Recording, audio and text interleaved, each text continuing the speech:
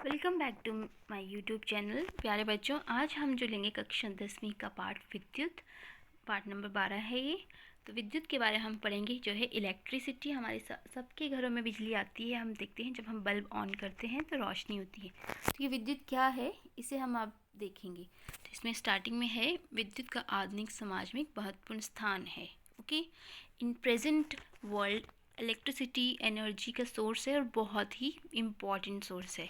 ये घरों, विद्यालयों, अस्पतालों, उद्योगों, ऐसे अन्य संस्थानों के विविध उपयोगों के लिए नियंत्रित कर सकने योग्य और सुविधाजनक ऊर्जा का रूप है। मतलब दिस इज़ वेरी सुविधाजनक है ये ऊर्जा का रूप। बहुत ज़्यादा कंफर्टेबल है। फ़ोन चार्ज करना है, प्रेस करना है, सुबह से लेकर शाम तक पानी गर्म करना है, इलेक्ट्रिसिटी का इस्तेमाल होता है। तो क्या है ये जिससे कि इलेक्ट्रिसिटी बनती है, विद्युत बनती है? किसी विद्युत परिपथ में कैसे प्रभावित होती है? जो इलेक्ट्रिक सर्किट होता है उसमें ये कैसे चलती है? कौन सा कारक है जिससे हम इसको कंट्रोल कर सकते हैं, विद्युत धारा को? ठीक है, तो हम इसमें लेंगे सबसे पहले विद्युत धारा और परिपथ, इलेक्ट्रिक सर्किट और करंट। हम जानते हैं कि वायु की धारा जल धारा से परिचित हैं। वायु धारा होती है, जल धारा होती है। हम जानते हैं कि बहते हुए जल से नदियों में जल धारा बनती है। इसी प्रकार यदि विद्युत आवेश किसी चालक से प्रभावित होता है, उदाहरण के लिए धातु के तार में, तो हम ये कहते हैं कि चालक में विद्युत धारा है। धातु की तार में जब इलेक्ट्रिक करंट पास होता है तो हम कहते हैं कि इसमें इलेक्ट्रिक करंट है। हम जानते हैं कि टॉर्च में, बैटरी में जब हम सेल देते हैं तो हम जैसे स्विच ऑन करते हैं टॉर्च का तो वो लाइट ऑन हो जाती है, जबकि स्विच ऑफ करते हैं तो वो बंद हो जाती है। तो किसी विद्युत धारा के सतत तथा बंद पथ को विद्युत परिपथ कहते हैं। विद्युत परिपथ किसे कहते हैं? विद्युत धारा के सतत तथा बंद पथ को विद्युत परिपथ कहते हैं। अगर ये कहीं से टूट जाए तो विद्युत धारा का प्रभाव समाप्त होता है। जो विद्युत धारा है, इलेक्ट्रिक करंट, उसका जो मूवमेंट है वो खत्म हो जाता है और बल्ब नहीं जल पाता है। तो हम विद्युत धारा को कैसे व्यक्त करेंगे?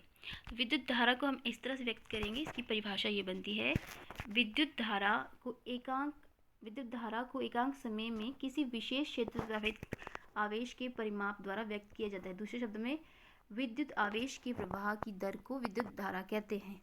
अब विद्युत आवेश जो है, इलेक्ट्रिक चार्ज, उसकी जो रेट है, rate of electric charge movement होता है, उसको विद्युत धारा कहते हैं। उन परिपथों जिनमें धातु के तार का उपयोग होता है, आवेशों के प्रवाह की रचना इलेक्ट्रॉन करते हैं। मतलब जहाँ पे धातु मतलब मेटल वायर यूज़ हुई है, जैसे कॉपर, एल्यूमिनियम, उसमें जो आवेश के प्रवाह है, आवेश जो होता है चार्ज, वो इलेक्ट्रॉन करते हैं। और सबसे पहले विद्युत परिघटना का सर्वप्रथम जो प्रेक्षण किया गया था, वह इलेक्ट्रॉन के बारे में कोई जानकारी नहीं थी। मतलब जब इसका जो इन्वेंशन हुई थी, खोज हुई थी विद्युत धारा की, तो इसके बारे में कोई जानकारी नहीं थी। तो उस समय विद्युत धारा को धनावेश का प्रभाव माना गया था। मतलब पॉजिटिव चार्ज का आवेश का प्रभाव माना गया था। धनावेश के प्रवाह की दिशा को विद्युत धारा की दिशा माना गया है। मतलब जिस तरफ से पॉजिटिव चार्ज चलेगा वो उसकी डायरेक्शन माना गई थी।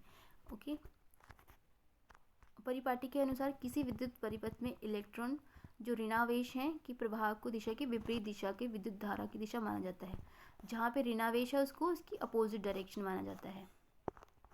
अब हम इसे ऐसे ले लेंगे कैलकुलेशन करने के लिए कि यदि किसी चालक कंडक्टर की अनुप्रस्थ काट से समय t में नेट आवेश q प्रभावित होता है, तब उस अनुप्रस्थ काट में प्रवाहित विद्युत धारा I को हम इस प्रकार व्यक्त करते हैं। I है हमारा इलेक्ट्रिक करंट, Q है हमारे पास चार्ज टोटल, और T है जो टाइम लगा है।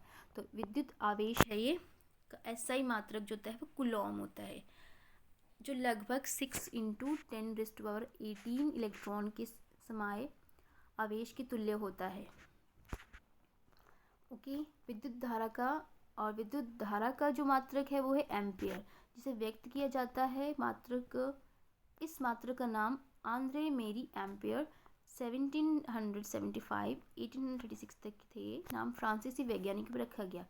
1 एम्पियर विद्युत धारा की रचना प्रति सेकंड 1 कूलम आवेश के प्रभाव होती है। 1 ampere is equal to 1 coulomb per second. अल्प परिमाप विद्युत धारा को मिली एम्पियर 10⁻³ एम्पियर या माइक्रो एम्पियर 10⁻6 एम्पियर में व्यक्त किया जाता है। ओके, विद्युत परिपथों की विद्युत धारा मापने के लिए जिस यंत्र का उपयोग करते हैं उसे एमीटर कहते हैं। हाँ, अब जिससे हम विद्युत धारा को देखते हैं कि कितना एमीटर करंट गया, उसे एमीटर कहते हैं। कितना एम्पियर करंट गया, उसे एमीटर कहते हैं। इससे सदैव जिस परिपथ पे विद्युत धारा मापनी होती है उसकी श्रेणी क्रम में संयोजित करते हैं। अब जैसे आप चित्र में देख सकते हैं, चित्र 12.1 में एक सेल लगा है, एक विद्युत बल्ब लगा है, एक एमीटर लगा है और एक कुंजी, मतलब की लगी हुई कुंजी ऑन ऑफ करने के लिए। अब हम इससे न्यूमेरिकल ले लेंगे किसका, न्यूमेरिकल में ये है, किसी विद्युत बल्ब के तंतु से 0.5 एम्पियर विद्युत धारा 10 मिनट के लिए प्रभावित होती है। अब बल्ब को ऑन किया है हमने, 0.5 एम्पियर इसमें हमारे पास करंट फ्लो हुआ है 10 मिनट्स के लिए, वो हमने एमीटर लगाया है उससे।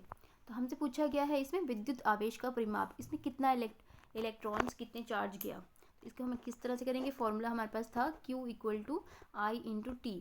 तो I हमारे पास दिया हुआ है इसमें 0.5 एम्पियर और 10 मिनट दिए हैं, तो उसे हम सेकंड्स में कन्वर्ट कर लेंगे। 600 सेकंड आ जाएगा, तो हमारे पास इसको मल्टीप्लाई करके आ जाएगा 300 कूलॉम। तो इस तरह से ये न्यूमेरिकल भी सॉल्व हो जाता है। अभी आशा करती हूँ आपको विद्युत धारा और विद्युत आवेश दोनों समझ में आ गए होंगे। Thank you for watching.